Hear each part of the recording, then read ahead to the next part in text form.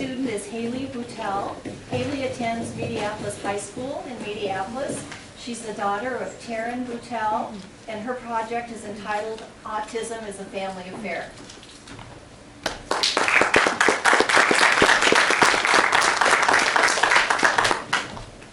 Hello, I'm Haley, and I'd like to introduce you to my brother Kevin.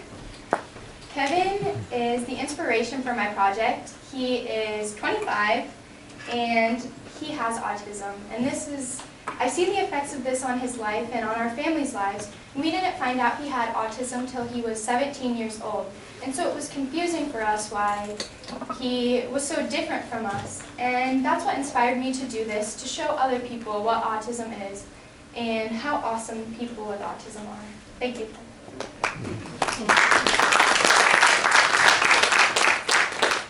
Herbert Hoover believed children are our greatest natural resource.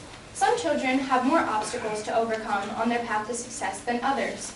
For my project, I tried to eliminate some of these obstacles for children with autism. So let me tell you a little bit about autism. Autism is a neurologically based developmental disorder. The CDC, or Centers for Disease Control, estimates that 1 in 68 American children are diagnosed with autism. So this means that in a typical American school, at least one child in every grade has autism. Chances are that every single one of us knows somebody who faces this challenge, whether we realize it or not.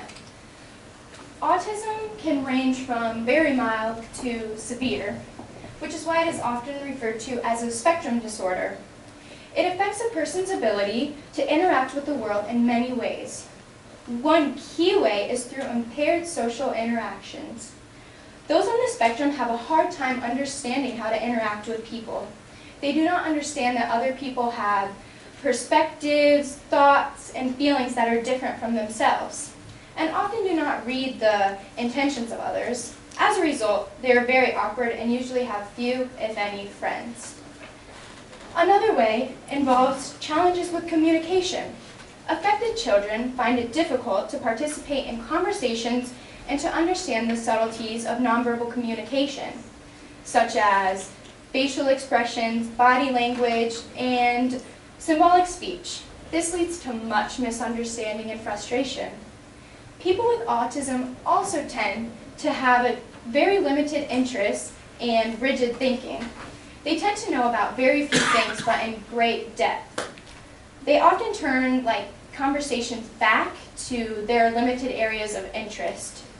They also find it difficult to be flexible in their thinking and behaviors, and they are very bound to routine.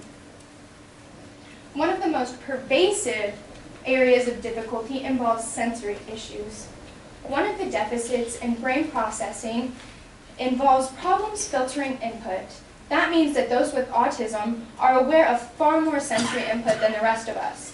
They hear the heating fan blowing, they smell the girl across the room's shampoo, and they see the fluorescent lights flickering. They are not able to shut out unwanted stimuli, which results in frequent sensory overload. I understand this because, like I introduced you to earlier, I have an older brother with autism, and I've seen him struggle with a lot of these things. For example, he rarely comes out of the basement because it's uncomfortable and even painful for him to be in the sunlight. The brightness just bothers him greatly. One of the ways to combat sensory difficulties is through the use of weighted items such as vests, lap pads, and blankets. But these items can be very expensive and difficult for families to afford. Weighted blankets typically cost $120 and up.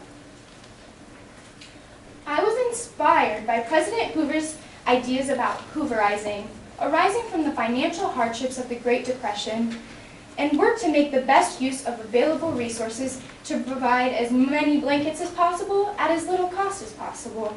Those who could afford to donate money for supplies did so, and those who could not contributed their time and talents through service. Some did both.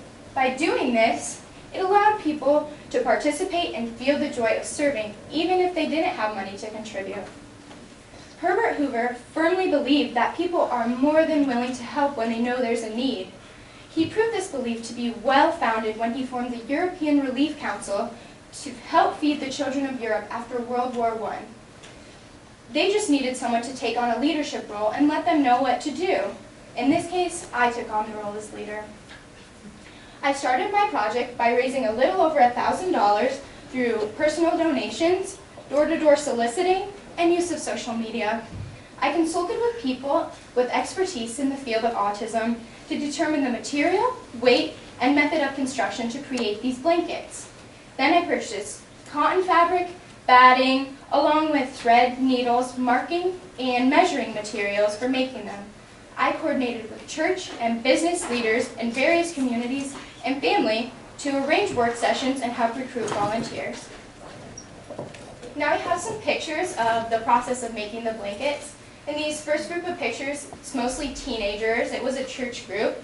So we started by asking them, like, hey, can you sew? And if they could sew, we put them on a sewing machine because there weren't as many. And if they couldn't, we had 3 other jobs for them that involved weighing and filling blankets with the pellets, pinning layers together of the batting and fabric, and also marking stitching lines, which we had some problems with. So with teenagers, sometimes we don't pay attention, as you know. And we had some leaders who were misinformed, and so there ended up being Sharpie marks on the blanket instead of the air erase markers. Another problem we encountered was that the pellets were getting stuck on the batting inside the blanket, and so then when the needle would come in, it would break the needle, and so we'd have to start the process all over because we'd have to put a new needle in the machine, and it would slow things down a lot. And so one of our awesome seamstresses there figured out that we could pin them a certain way and then the pellets wouldn't come out. And that made it go much more smoothly. And then her husband had the great idea to use PVC pipes to fill the blankets, so then it would just go straight down and streamline down into its pocket, so there would be no stray pellets and no broken needles. Another thing we did that is really important was that we put colored tabs on the blankets with a marking of the weight, because it's really, really important that a child doesn't have a blanket that's too heavy for them, because it can cause breathing problems and even joint fatigue that could be very bad. One of Herbert Hoover's most famous quotes that I found to be extremely true during this process is, "Wisdom oftentimes consists of knowing what to do next." Things didn't always go as planned and smoothly, and work sessions weren't always as productive as we hoped, so additional sessions had to be planned. Eventually, over 100 volunteers from multiple states worked to create 50 weighted blankets with 380 service hours. These blankets have been donated to Great Prairie Area Education Agency to be given to children with autism and income-eligible families. I also worked to create a video to help children understand autism. My goal was to help them to be able to be more accepting of brothers, sisters, and even classmates with this disorder. I started by interviewing children with autism and their brothers and sisters. I did have a hard time finding children with autism and families, and some of them canceled unexpectedly, so I had to search for more families to interview. And I was able to interview 9 children in total. I also ran into a variety of technical difficulties, as usual, including a computer that had to be repaired and editing software that didn't function correctly. As a result, the video is still in progress. I continue to work on it and have asked someone with experience to assist so that it will be available on YouTube for anyone to view at free cost. Herbert Hoover felt very strongly that youth should have service learning opportunities because it teaches valuable life lessons that can't be learned from a book. After doing this process, I know exactly why he felt that way. I have learned how to ask people for money, how to coordinate with leaders to get volunteer support and make things happen, how to schedule facilities for work sessions, how to submit a press release, and I learned how much fun people can have when they get together for a good cause. But most importantly, I learned what it feels like to make a difference. At our last work session, I I was really struck with gratitude for all the people who came out and how true Herbert Hoover's statement was that people are willing to help, they just need someone to organize it. And it's just amazing to me how helpful they were and how curious they were and how they just wanted to help people with autism and learn more about it. I got so many questions about it. What is autism? Why are we doing this? And it was so cool to see just how happy they were and how wonderful just the whole experience was and the effect it had on me and them and the effect that they're going to have on children with autism's lives. This is Matthew, one of the little boys I interviewed, and he was just awesome. He's so funny. He's high functioning, so he'll be on the higher level of the spectrum. And his shirt says, "I have autism, what's your superpower?" And he was just cracking the best jokes, like, I don't even remember. They were just great. And I'm so grateful for this experience and that I was able to meet Matthew and have an impact on his life and that all these volunteers are going to have an impact on so many children's lives. Thank you for your time and this amazing opportunity to grow while helping others.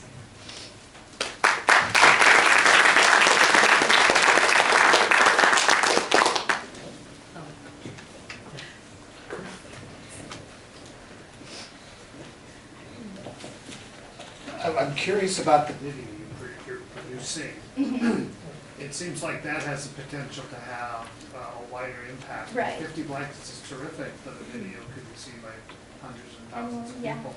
So I'm wondering what you did to make sure that the video is informative and accurate and sensitive to people with autism. You talk about meeting with Corey Johnson. I was wondering if you could just talk a little bit about the work that went into working up the questionnaire that you asked people and how it was to interview family members for whom this is could be a very sensitive subject. Right.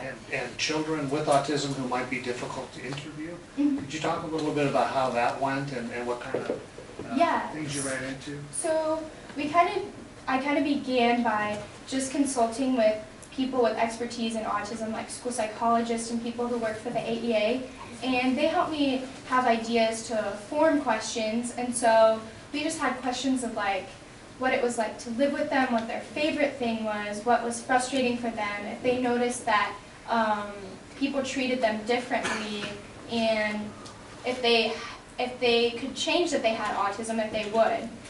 And it didn't seem to be very touchy for them. I think it's just a reality, like, it's not any different. It's just like, oh, my brother has blonde hair, to them, like, he has autism. And it was really cool to see just, most of them said they wouldn't change it. They would keep autism in their life, and it was just really awesome.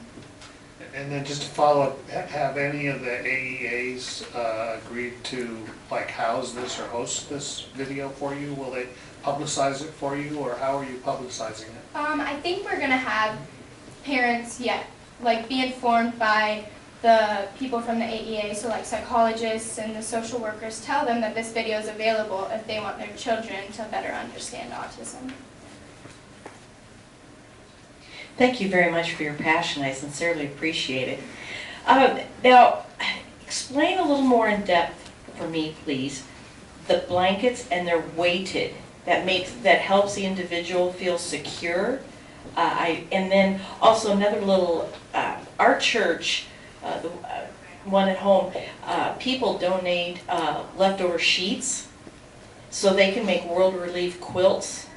And I think that there are some churches that would probably love to jump into this, and you said that your church did do some of that, so that's just a little aside. But tell me though, how the weighted blankets help the kids with autism. Okay, so when they get really anxious and it's really hard to calm them down. It's just, they don't really have an explanation for it. It's just kind of like anxiety, and just the chemicals in their brain are different than ours. And so there's like weighted pellets, kind of like that are in bean bags. And so in these pockets, there's the beads, and if you put this on them, they kind of feel like secure, like a hug, like it just makes them feel better. And there isn't really research that shows why, it's just how it is. It's kind of like when you like to take a nap and you can crawl under a bunch of covers and take a good nap. Exactly. Yeah. Or like, no matter how hot it is, you have to have a blanket on Yeah. you because it's protection. Thank you. Were there any other projects that you considered, other than the weighted blanket, that could be helpful for people with autism? I'm just curious why you chose that. I understand it now, but Yes. were there other things that you thought about? I could have done the vests or lap pads, but vests I think would have been a lot more complex and hard for volunteers to make. And the lap pads just didn't seem as, I don't know, substantial as blankets maybe. And they wouldn't have as strong effect as a blanket would to help a child sleep at night. But yeah, I think the blankets were just the best Or choice. the best choice? Are there any other questions? Well, thank you very much for your presentation and your work.